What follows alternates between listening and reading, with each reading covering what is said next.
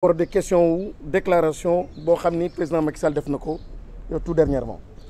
jërëjëf balaa ma cee egg Macky Sall yow la ñuy waxal jigéenu Sénégal yow la ñuy waxal nga bàyyi nga suñu doom yi ñu bàyyi leen di leen rey nanu arrêté di rey suñu doom yi jigéenu Sénégal yi loolu lañ lay wax na sa soxna ëmbee juróom-ñeenti weer ñetti doomam noonu la yaayu ñii nga xam ne dañ leen a boom barki démb noonu lañ leen ëmbee juróom-ñeenti weer noonu lañ leen bëggee woon ci seen xol jigéenu Sénégal yi nee nañ arrêtez de tuer nos enfants, qu'on arrête de tuer nos enfants qui exercent leur droit constitutionnel doon manifester. Droit constitutionnel, c'est reconnu par la Constitution du Sénégal ba ñu ciy boom ñett encore une fois wax nañ ko kenn mësta boomee autant de jeunes et d'enfants que depuis ces derniers mois et ces dernières années. Il faut que cela s'arrête, il faut que cela cesse. Loolu Macky Sall lañ koy wax na nga buggee sa ñetti doom yooyu nga jur ñooñu la xale yii noonu la seeni way jur noonu lañ leen bëggee woon tey ñu boom leen.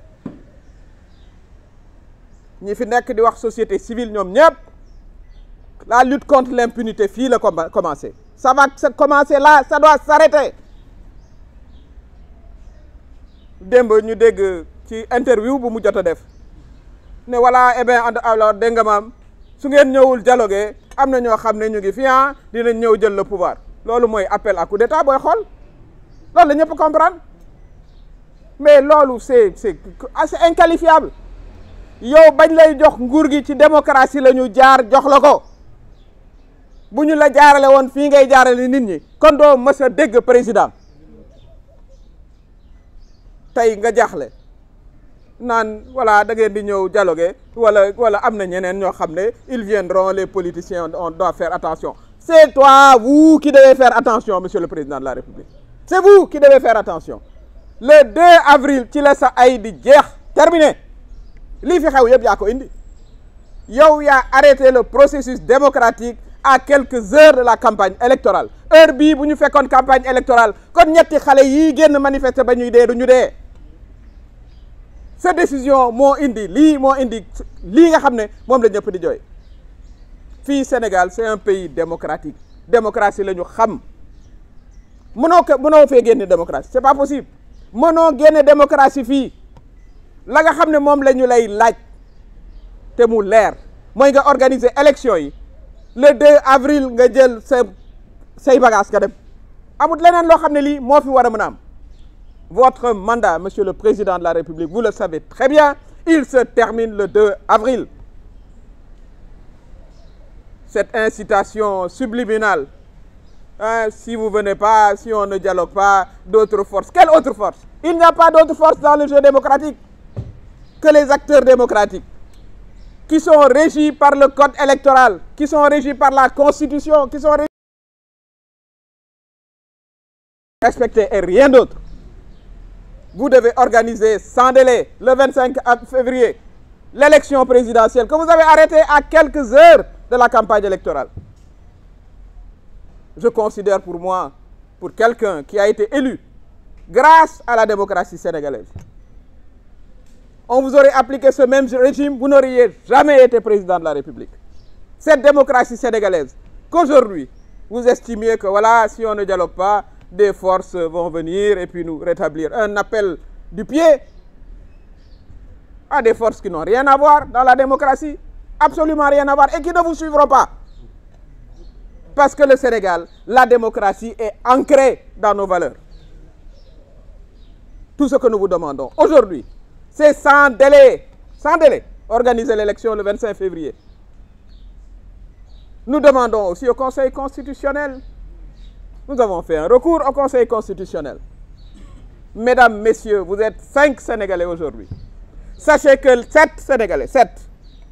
l'avenir de ce pays en quelque sorte est aujourd'hui entre vos mains.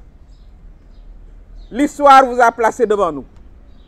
C'est à vous d'entrer dans l'histoire ou c'est à vous de marcher et de montrer dos à l'histoire. Vous savez pertinemment que la loi qui a été votée pour le report est une loi anticonstitutionnelle. Nous avons fait recours. si on veut que le Sénégal continue sa marche démocratique, mais rapportez cette loi qui est anticonstitutionnelle. Et nous retournerons normalement dans le processus électoral qui était entamé et qui n'aurait jamais dû être interrompu. Loolu mooy wax ji tey juróom-ñaar ngeen yu sénégalais yoo xam ne yii bu ñuy seet avenir ak président au Sénégal mu ngi seen loxo ndax la xew assemblée nationale ñu delloo génne délai bi ne non léegi dañu koy yóbbuwaat 9 mois xam ngeen ne loolu tegul ci yoon xam ngeen ko bu baax li président Macky Sall doon wax mu ngi fii tege ñoo àndoon ak moom ñun ñoo doon manifester ak moom na ku ne delluwaat xool dans les réseaux sociaux la mu doon wax président Ablaye Wade ne ko fii doo fi toogaat 1 jour supplémentaire mais yow it Macky Sall doo fi toogaat 1 seul jour supplémentaire kon conseil constitutionnel soxna yeeg ña fa ne xam leen ne la ngeen war a def pour lii dakk xale yii di génn manifester te ñu am ci droit nag am droit mu manifester di manifester pacifiquement ñu naan leen tell bal ñuy dee 22 ans 23 ans mais où est dans quel pays c'est-à-dire rien que ça c'est une défaite loolu waroon naa laaj ku jiite réew mi démissionné sa ay propre doom yow ñu tuddee la le père de la nation dafa am sens waxuñ ko rek nii mooy da nga war a protéger di manifester ñu leen di dóor bal ñuy dee kooku jigéenu Sénégal yi duñ la ko mësabal duñu la ko mësabal la ñuy laaj nag mooy yoon atte ñu mooy li procureur wax muy CPI muy justice képp koo xam ne boom nañ la fi dans l'exercice de tes droits constitutionnels mais dinañ ko layoog yow dinañ ko layoog yoon kon cet appel qui a choqué le monde entier tout le monde a compris li nga bëggoon a wax su ngeen ñëwul dialogue armée day jël pouvoir loolu la ñëpp comprendre te yow nga jaar ci démocratie yow armée ñëwul teg la fi de ci suñu coobare bopp ñun sénégalais yi ñu def ñu wàccoog yow nag falaat la nga war a dem interrompre processus démocratique bi nit ñi génn di manifester ñetti xale yi doomu Sénégal def yi nga daan eh bien alors su ngeen ñëwul bu ñu discuter wul d'autres forces mais ces forces on a bien compris loolu du fi amee c'est un appel aussi qui ont toujours été des démocrates kenn du la topp ci lii kenn du la ci topp kenn du la ci topp le 2 avril nga pare sa ay jeex na nga dal di dem loolu la noonu la ñu taxawuñu neneen ay femmes ay yore seen drapeau Sénégal personnes handicapées bien sûr brutalisées c'est-à-dire da ngay dem ba yow gàcce ngay am comme sénégalais gàcce suñu wax ju bari jeeg droit de l'homme nga gis say forces de l'ordre di brutaliser ay soxna une femme dal doxe ko ginnaaw même pas en face parce que jigéenu Sénégal kenn du leen xoqatal doxe ko ginnaaw dóor mu taxaw